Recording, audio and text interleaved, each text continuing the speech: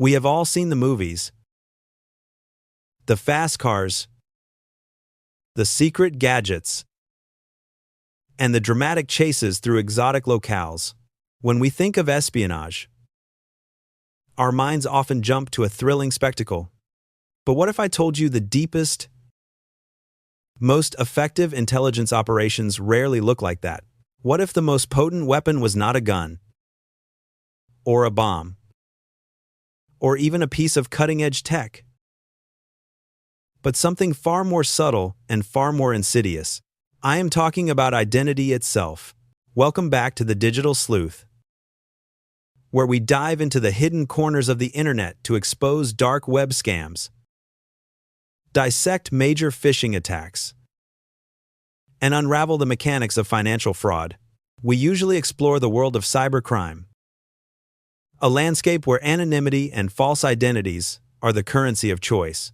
But today, we are pulling back the curtain on a historical blueprint for deception that makes even the most sophisticated digital masquerades seem almost amateur. This is a real-life cybercrime documentary of sorts. But the cyber element here is not just about computers. It is about the ultimate hack: the human mind and its perception of reality. The KGB's illegals program was not designed for shock and awe. It was designed to blend, to insert human shadows into the everyday bloodstream of society. These were not agents with obvious tells or forged passports in secret compartments.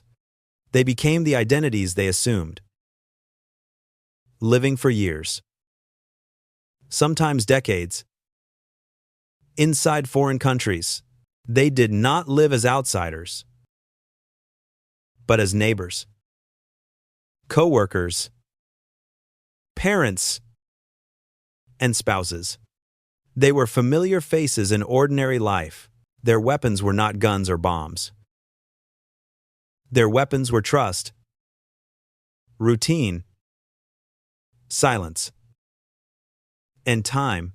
To truly grasp this chilling system, we are going to explore two narratives that illustrate its profound emotional and strategic depth.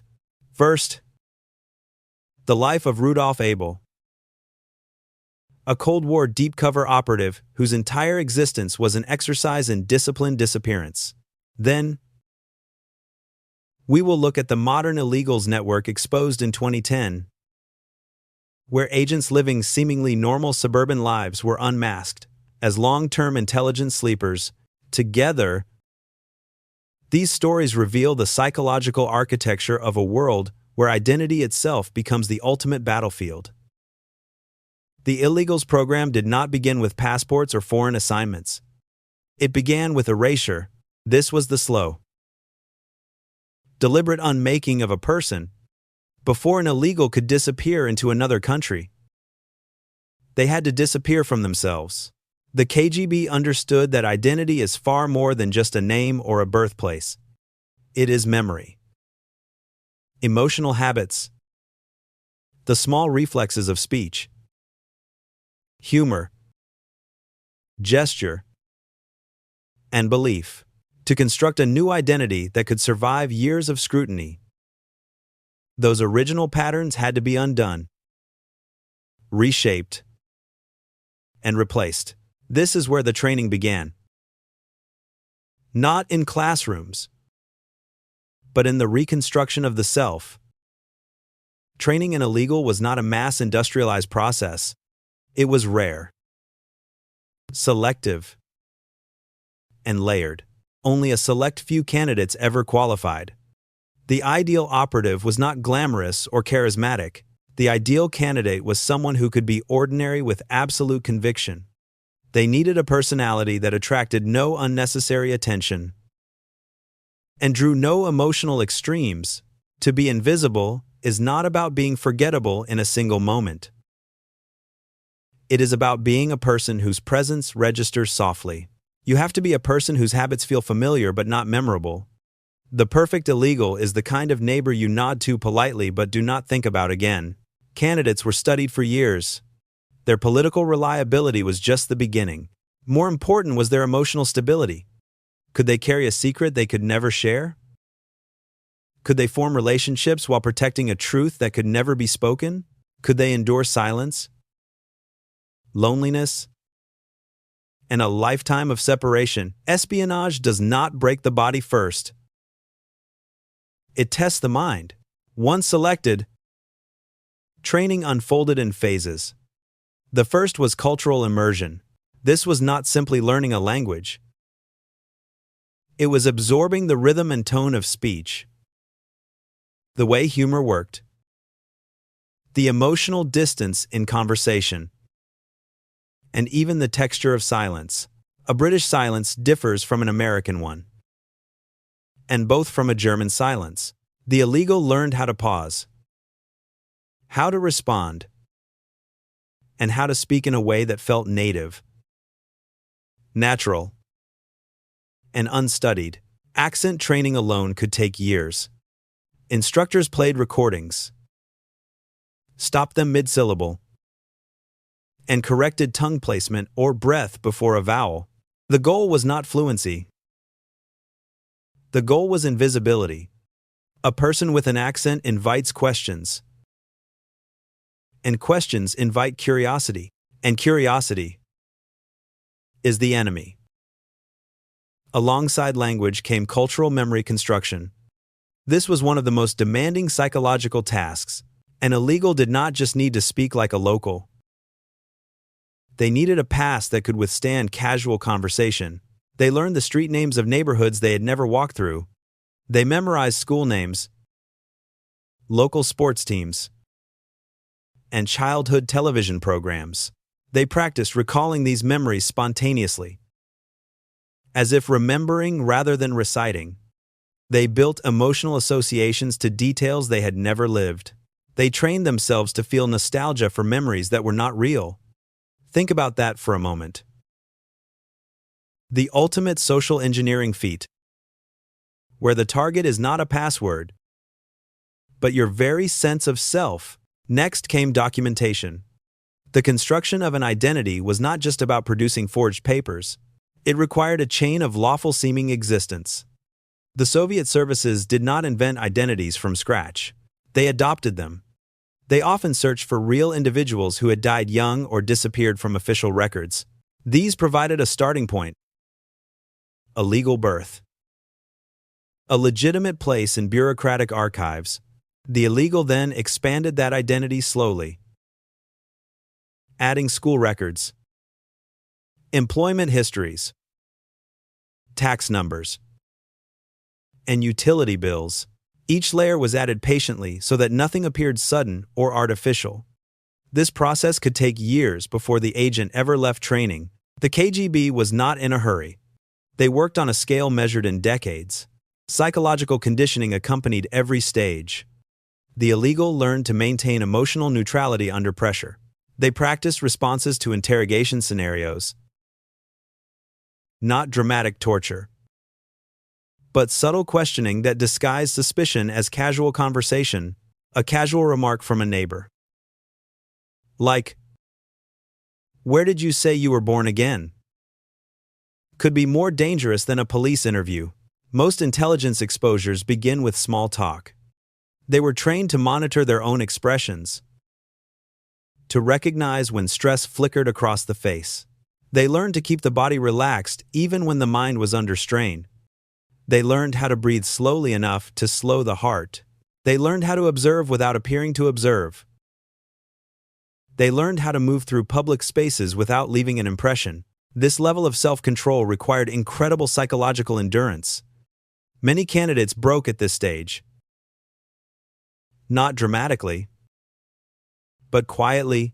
They simply could not maintain the internal silence. They missed family. They feared losing themselves. By the time an illegal reached their target country, the transformation was not a performance. It was seamless. They did not wake up and put on an identity like clothing. The identity was who they were now. Their original self remained, but distant. Like a language once spoken and now half forgotten, once placed in the West. The agent did not immediately seek intelligence targets. They settled. They found housing. obtained employment, and built social patterns. Some married and raised children. The mission was long-term, and urgency was the enemy.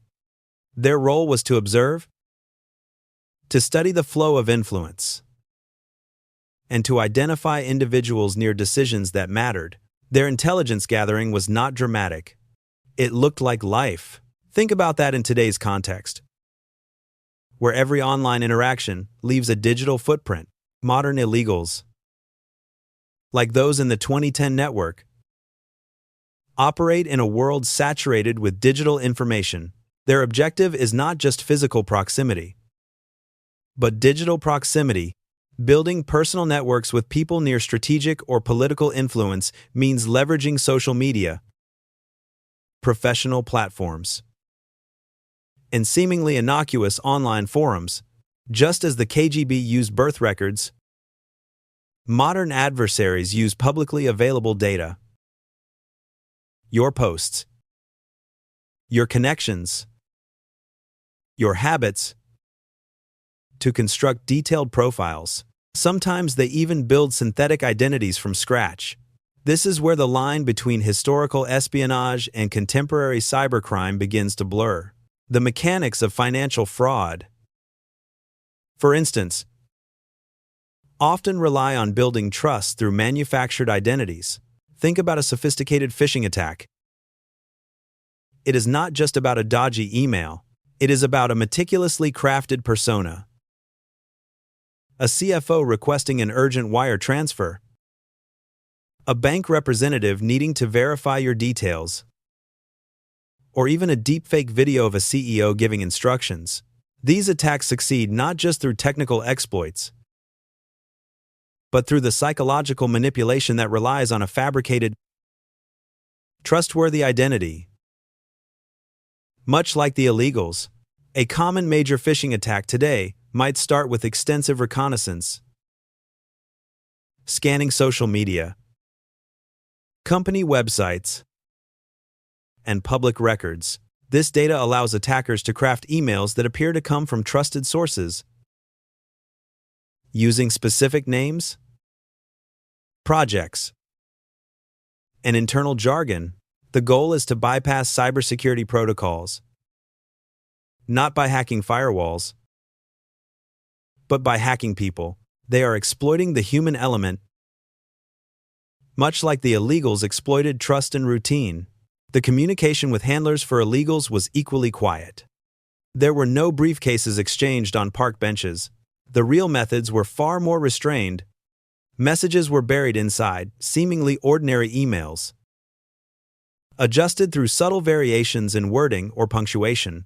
Information could be transferred through a sequence of small financial transactions or shipping labels on everyday packages.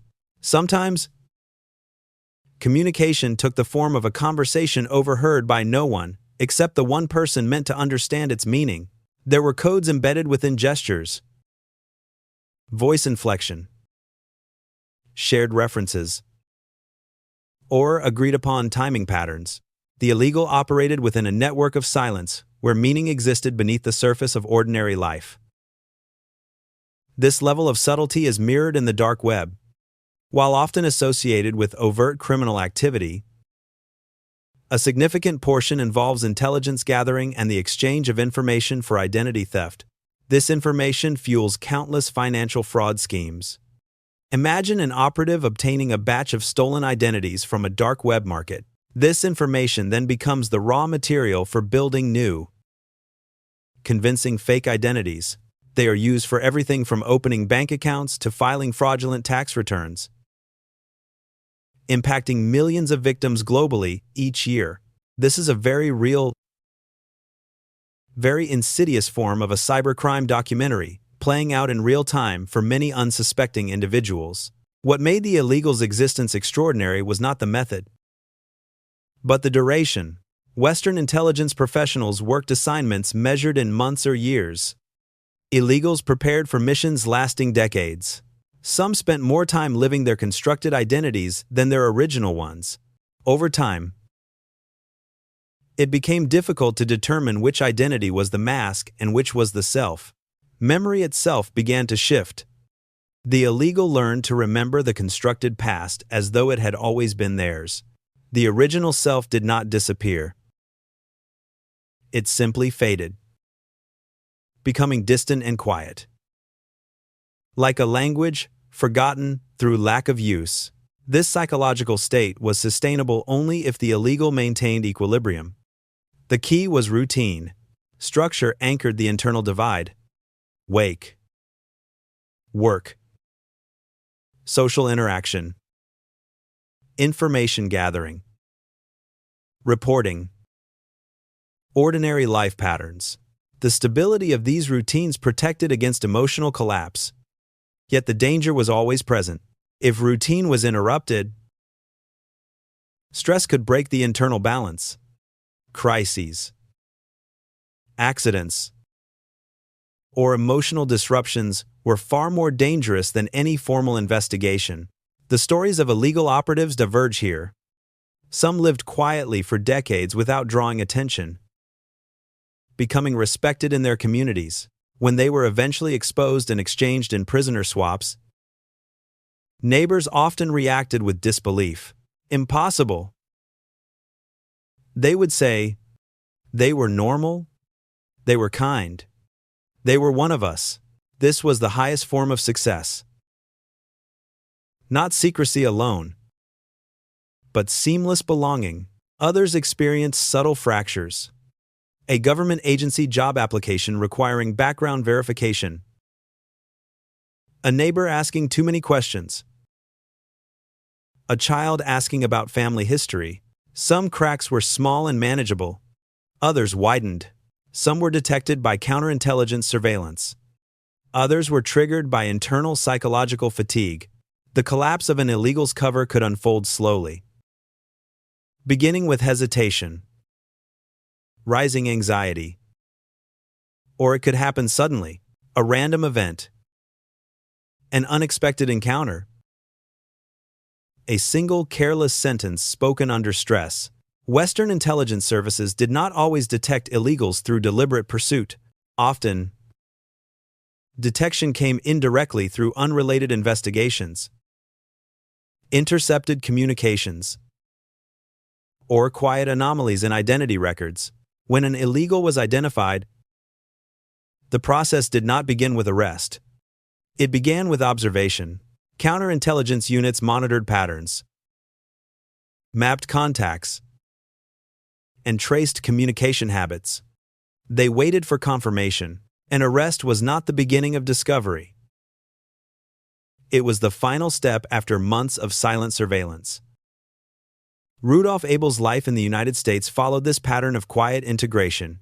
For years, he lived in Brooklyn under the identity of a modest photographer and artist. His life drew no attention. His habits were consistent. His social relationships unremarkable. His effectiveness came from his invisibility. Yet even the most disciplined operative is vulnerable to chance. His exposure began not with a mistake he made, but with a betrayal from within his own network. Decades later, the 2010 Chapman Network illustrated the emotional complexity of the modern illegal's life. Unlike Abel's austere existence, these operatives lived within deeply social environments. They had romantic relationships, friendships, business partnerships, and children growing up unaware of their parents' true origins. Their integration into daily Western life was more profound and emotionally layered. When exposure came, it did not collapse a single identity. It disrupted entire families, communities, and social structures that had grown organically over years. The emotional weight of this was not theatrical. It was quiet, heavy, and unresolvable. This is the profound truth at the heart of the illegally placed life. The mission was not simply intelligence work. It was the maintenance of identity under silence. The greatest challenge was not deception. It was endurance. The illegal had to carry a truth that could never be spoken. They could not confide in their spouse. They could not tell their children. Their loyalty was tested not through dramatic confrontations, but through quiet evenings and family gatherings. These are the moments where ordinary people seek comfort from those they love. But the illegal must remain silent. So, what can we learn from these master manipulators of identity? In a digital world where our identities are constantly under threat from sophisticated cybercrime, understanding the psychology of deception is our first line of defense. Here is some practical advice to fight, prevent, and recover from digital threats. First, be a digital skeptic. Practice observation just like the counterintelligence agents do. Do not blindly trust. Verify. Before clicking a link or sharing information, question the source. Does that email truly sound like your bank? Is that social media profile too perfect? Second, use strong, unique passwords and multi-factor authentication. This is your digital identity's first shield. Use complex passwords for every account and always enable MFA. Third, keep your software updated. These updates often contain critical security patches against known vulnerabilities that cybercriminals actively exploit. Fourth, understand phishing and social engineering. The core of the illegals program was social engineering. Learn to recognize the red flags, urgent requests, unusual tones, generic greetings, and unsolicited attachments. Remember, if an offer seems too good to be true, it probably is. Fifth, monitor your financial accounts and credit reports. Early detection is crucial. Regularly review bank statements and credit reports for any suspicious activity. Sixth, secure your home network. Change default router passwords and use strong encryption. Finally, limit what you share online. Attackers use social media to build profiles and craft targeted attacks against you. The end of an illegal's mission was rarely dramatic. For those who returned home, it often meant a profound sense of displacement. The place they had left had changed, and they no longer fit. Their legacy is not in dramatic operations, but in the psychological endurance of individuals who lived entire lives in the shadows. Their existence forces us to confront a deeper question. When a state asks a person to give up their name, their history, and their belonging, what remains of the self? This story does not resolve neatly. It ends the way the illegals lived. Quietly, in reflection, in the tension between two worlds. Understanding these historical blueprints for deception helps us navigate the complex landscape of modern cybercrime, because in an age of digital shadows, the greatest power is not deception itself, but the ability to see through it. Thank you for joining me on this deep dive into the art of identity manipulation. If this story made you think, hit that like button, share this video, and comment your thoughts below. What do you think remains of the self when the role you play lasts longer than the life you once lived? Your engagement keeps this history alive here on the Digital Sleuth. Until next time, stay vigilant, stay secure, and keep sleuthing. This is the Digital Sleuth, signing off.